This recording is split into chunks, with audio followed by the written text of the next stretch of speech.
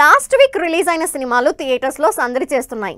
Star hero movie కాకపోయినా content తో audience ని ఆకట్టుకుంటోంది మిరాయ్ మూవీ. మరి ఈ వారం మిరాయ్ కలెక్షన్లకి బ్రేక్ వేసే సినిమా ఏదన్నా థియేటర్లోకి రాబోతోందా?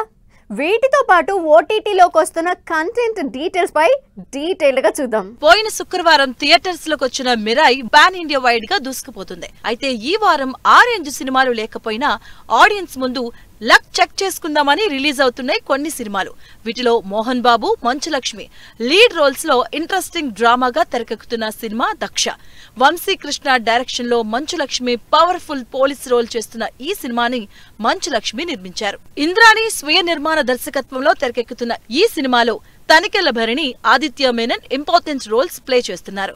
ఈ music dance backdrop movie ఈ శుక్రవారం థియేటర్స్ లోకి వస్తుంది.